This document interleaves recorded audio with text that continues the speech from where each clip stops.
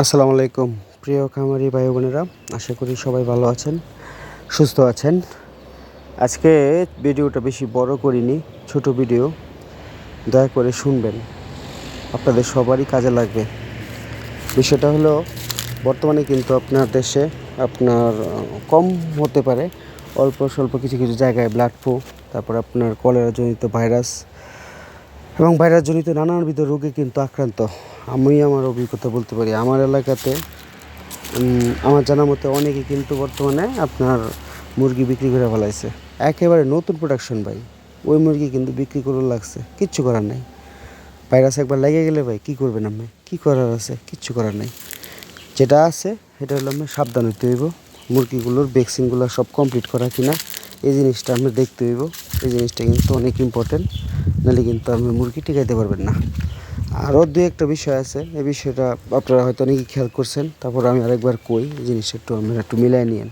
দেখবেন আমাদের চারপাশে আমাদেরই অনেক খামারি ভাইরা আছে, তারা কি করে জানেন, মুরগি মারা গেল, দু একটা মুরগি ভাইরাস আক্রান্ত হইয়া মুরগিগুলার একটা গাতার মধ্যে আপনার কুইতা না রাইখা তারা কি করে, আপনার বস্তায় বইরা বিভিন্ন বনে জঙ্গলে রাস্তাঘাটে ডুবা টুবা বিভিন্ন জায়গায় আপনার ছড়াই ছিটা মিলাছিল মারে।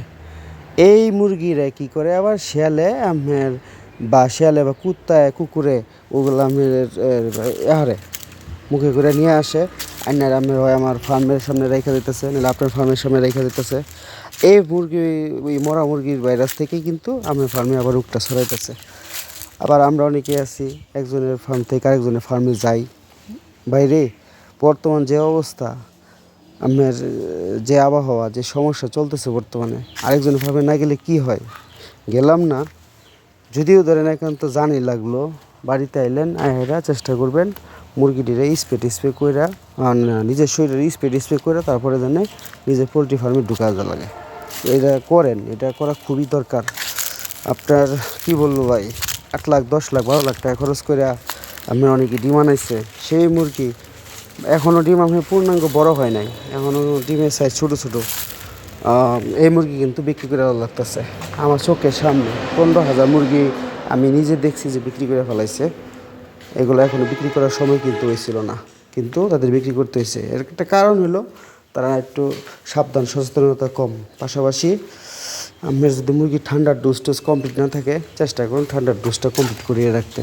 ভালো মানে যে অ্যান্টিবায়োটিকগুলো আছে, ভালো একজন বিশেষজ্ঞ ডাক্তারকে দেখিয়ে পরামর্শ করে এখন থেকেই অল্প স্বল্প করে ডোজগুলো কমপ্লিট করে এলেন। আমাদের ছোটো খামার, কিন্তু আমার ছোটো খামার হলেও আমি এটার সাথে অনেক দিন যাবত সম্পৃক্ত, আমি বিষয়টা জানি এবং বুঝি।